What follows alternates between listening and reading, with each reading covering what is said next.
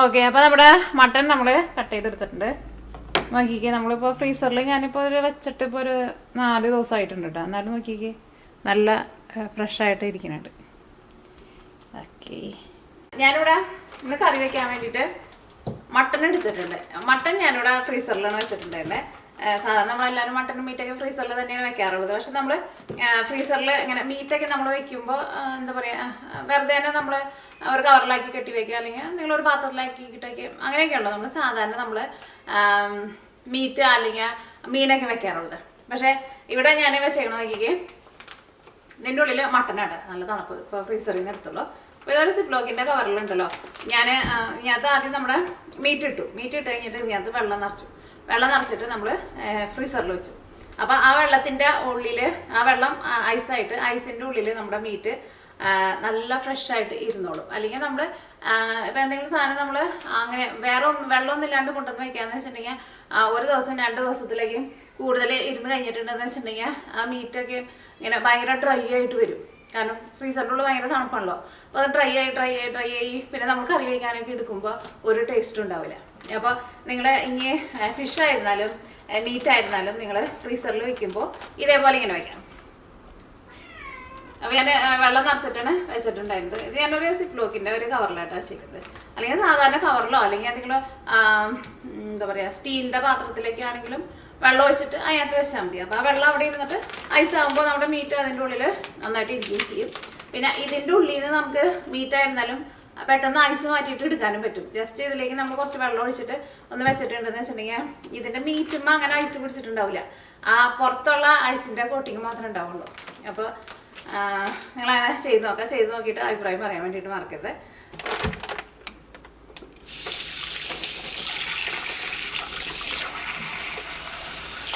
അപ്പോൾ ഫസ്റ്റ് നമുക്ക് മട്ടൺ നമുക്കൊന്ന് വേവിച്ചെടുക്കാം. അപ്പോൾ മട്ടൺ വേവിക്കുമ്പോൾ നമുക്ക് കുറച്ച് കുരുമുളകും കൂടിയിട്ട് ചേർക്കണം. അപ്പോൾ നമുക്ക് കുരുമുളക് നമുക്കൊന്ന് ചതച്ചെടുക്കാം.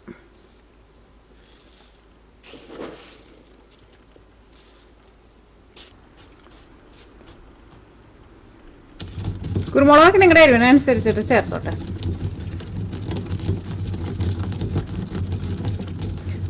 കഴിഞ്ഞ ദിവസം നിങ്ങൾ ആരൊക്കെയാ ചോദിച്ചിട്ടുണ്ടായിരുന്നു നമ്മുടെ ഈ ഇടിക്കല്ല് എവിടെ നിന്നാണ് വാങ്ങിച്ചിരുന്നത്? ഇത് ഇവിടെ കോസ്കോ എന്ന് പറഞ്ഞ ഒരു കടയുണ്ട്, അവിടെ നിന്നിട്ട് വാങ്ങിച്ചത്. അല്ലെങ്കിൽ ഇത് ആമസോണിലുണ്ട് ഇത്, പക്ഷെ ഞാൻ വാങ്ങിച്ചത് ആമസോണിൽ നിന്നല്ല. അപ്പോൾ നമുക്ക് കുക്കറിലേക്ക് മട്ടൺ ഇടാം. ഇതിലേക്ക് ഞാനിവിടെ ഒരു വലിയ കഷ്ണം ഇഞ്ചിയും ഒരു 3 വലിയ വെളുത്തുള്ളി എടുത്തിട്ടുണ്ട്. ഇഞ്ചി അത്യാവശ്യം വലിയ കഷ്ണമായിരുന്നു, കാരണം മട്ടനൊക്കെ ആകുമ്പോൾ ഇഞ്ചിയൊക്കെ ശരിക്കും നോൺ വെജൊക്കെ ഉണ്ടാക്കുമ്പോൾ ഇഞ്ചിക്ക് നല്ല ടേസ്റ്റ് കൊടുക്കും. ഇഞ്ചിക്ക് കുറച്ച് കൂടുതൽ ഇടണം കേട്ടോ. ഇതിലേക്ക് നമ്മൾ ചതച്ച് വെച്ചേക്കണം കുരുമുളക്. ഇതിലേക്ക് ഒരു 1/4 ടേബിൾ സ്പൂൺ മഞ്ഞൾപ്പൊടി. ഇതിലേക്ക് കറിവേപ്പില.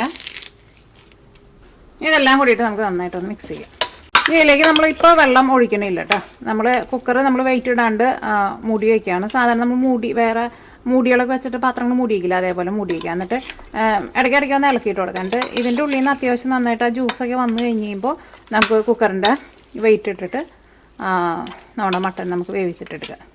അപ്പോൾ ഈ മട്ടനൊക്കെ ആകുമ്പോൾ പെട്ടെന്ന് വേവും. കുക്കറിൽ നിന്ന് ഒരു 2 വിസിൽ വന്നാൽ മതി. അപ്പോൾ നിങ്ങൾ മട്ടൻ്റെ വേവ് അനുസരിച്ച്, ചില മട്ടൺ ഭയങ്കര മൂപ്പുള്ള മട്ടൺ ആയിരിക്കുമല്ലോ, അപ്പോൾ അതനുസരിച്ചിട്ട് നിങ്ങൾ വേവിച്ചിട്ടെടുക്കുക. കാരണം ഫസ്റ്റ് ഒരു 2 വിസിൽ അടിക്കുക. അത് കഴിഞ്ഞിട്ട് തീ ഓഫ് ചെയ്ത് കഴിഞ്ഞിട്ട് പിന്നെ വിസിൽ പോയി കഴിഞ്ഞിട്ട് നോക്കിയിട്ട് വെന്തില്ല എന്ന് വെച്ചിട്ടുണ്ടെങ്കിൽ അതനുസരിച്ചിട്ട് ഒന്നും കൂടി വിസിൽ വരുത്തുക. കാരണം ഒരുപാട് വെന്ത് അങ്ങനെ മീറ്റ് ഈ ബോണുമേന്ന് അങ്ങനെ വിട്ടു പോരുത് കേട്ടോ. അപ്പോൾ നമ്മുടെ കറിക്ക് ടേസ്റ്റ് ഉണ്ടാവില്ല. കാരണം ഇതിൻ്റെ ഉള്ളിൽ നിന്ന് ആ ജ്യൂസൊക്കെ ഒന്ന് വരാൻ വേണ്ടിയിട്ട് കുറച്ച് സമയം എടുക്കും. അത് കഴിഞ്ഞിട്ടാണ് നമ്മൾ വെയിറ്റ് ഇട്ടിട്ട് മൂടി വയ്ക്കുക. അപ്പോൾ ജ്യൂസൊക്കെ ഒന്ന് വരുമ്പോൾ തന്നെ ഒരു 1/4 ഭാഗം വെന്തിട്ടുണ്ടാവും. പിന്നെ ഒരു 2 വിസിലും കൊണ്ട് മതിയാവും, നമുക്ക് വെന്ത് കിട്ടും. നമുക്ക് നമ്മൾ കുക്കർ നമ്മൾ ഇതേപോലെ ഇങ്ങനെ അടയ്ക്കണുള്ളൂ, ലോക്ക് ഇടണില്ല കേട്ടോ, വിസിലൂരി. മീറ്റൊക്കെ എപ്പോഴും അങ്ങനെ വേവിച്ചിട്ടെടുക്കുക. സ്റ്റാർട്ടിങ്ങിൽ തന്നെ വെള്ളം ഒഴിച്ചിട്ട് മീറ്റ് വേവിക്കരുത്, അപ്പോൾ മീറ്റിന് ടേസ്റ്റ് ഉണ്ടാവില്ല. കാരണം അതിൻ്റെ ഉള്ള ജ്യൂസൊക്കെ ഒന്ന് വരണം. അത് കഴിഞ്ഞിട്ട് പിന്നെ നമ്മൾ കുറച്ച് ചാറിലാണ് ഉണ്ടാക്കുന്നത്. അപ്പോൾ നമുക്ക് ഇതിനകത്ത് കുറച്ച് വെള്ളം ഒഴിച്ച് കൊടുക്കണം.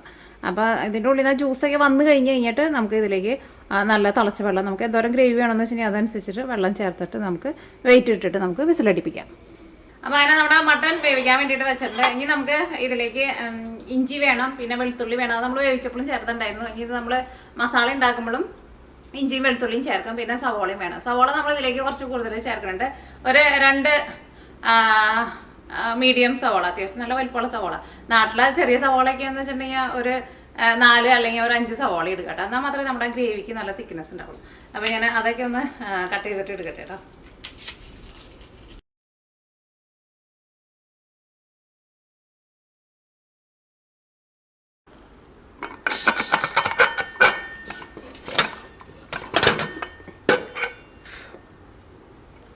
അപ്പോൾ നമ്മുടെ മട്ടനൊക്കെ നന്നായിട്ട് വെന്ത് വന്നിട്ടുണ്ട്. ഇനി നമുക്ക് ഇതിലേക്കുള്ള മസാല റെഡിയാക്കാം. അതുകൊണ്ട് പാൻ നന്നായിട്ട് ചൂടായിട്ടുണ്ട്. ഇതിലേക്ക് നമുക്ക് ആവശ്യത്തിന് വെളിച്ചെണ്ണ ഒഴിക്കാം. ഇതിലേക്ക് ചേർക്കാൻ വേണ്ടിയിട്ട് ഞാനിവിടെ 2 വലിയ സവോള അതേപോലെ നല്ല ചെറുതായിട്ട് കട്ട് ചെയ്തിട്ടുണ്ട്. പിന്നെ ഒരു വലിയ കഷ്ണം ഇഞ്ചി എടുത്തിട്ടുണ്ട്. ഒരു 8 വലിയ വെളുത്തുള്ളി എടുത്തിട്ടുണ്ട്. വെളുത്തുള്ളി ഇഞ്ചിക്ക് അത്യാവശ്യം നന്നായിട്ട് ചേർക്കണം കേട്ടോ. പിന്നെ കറിവേപ്പിലയും വേണം. ഇനി നമ്മുടെ ഈ സവോളയൊക്കെ മൊരിഞ്ഞിട്ട് നല്ലൊരു ഗോൾഡൻ കളറായിട്ട് വരണം കേട്ടോ. അപ്പോഴായിരിക്കും നമ്മുടെ ആ കറി കാണാനൊക്കെ നല്ല ഭംഗിയും പിന്നെ കറിക്കായിട്ട് നല്ല കറിയുടെ ഗ്രേവിക്കൊക്കെ നല്ലൊരു ടേസ്റ്റ് ഉണ്ടാവും. കാരണം ഈ സവോള നന്നായിട്ട് അങ്ങോട്ട് മൊരിഞ്ഞ് പിന്നെ നമ്മൾ മസാലപ്പൊടികളൊക്കെ ഇടുമ്പോൾ ആ സവോള കാരമലൈസ് ചെയ്തതിൻ്റെ ഒരു നല്ലൊരു ഫ്ലേവറൊക്കെ ഉണ്ടാവും.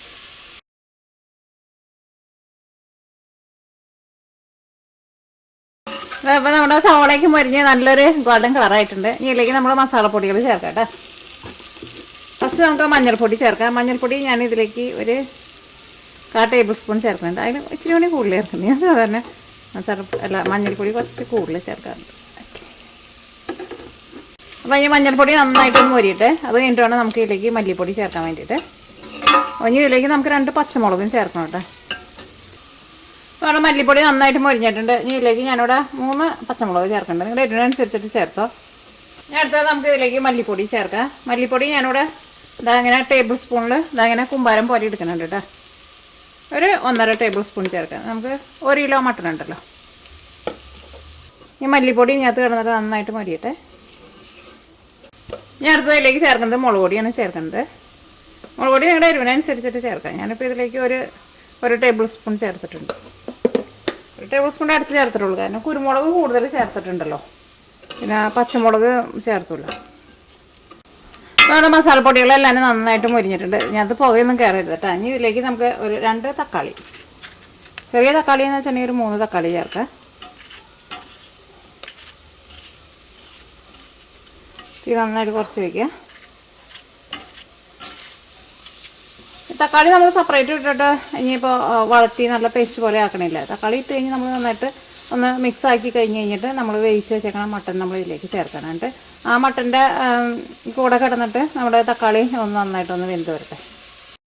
ഇതിലേക്ക് നമുക്ക് ഗരം മസാലയും ചേർക്കണം, പെരുംജീരകവും ചേർക്കണം. അപ്പോൾ നമ്മുടെ മട്ടൺ വേവിച്ച് ചേർക്കാം.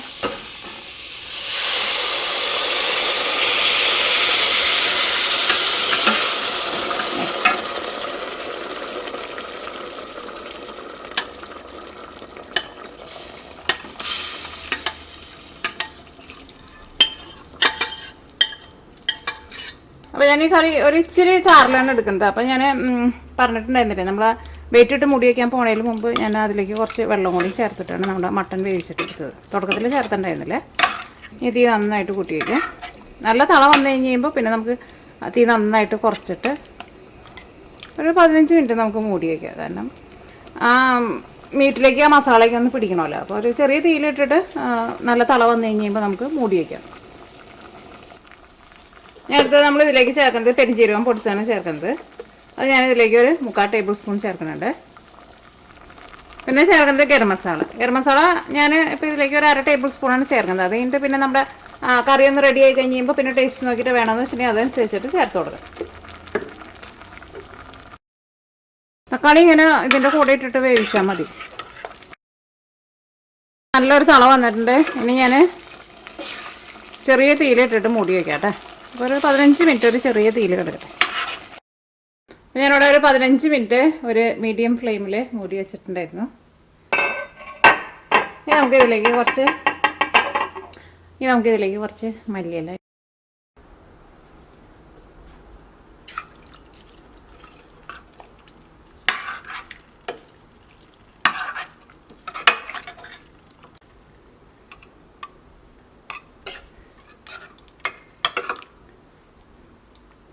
അതിൻ്റെ ഗ്രേവി നോക്കിക്കേ.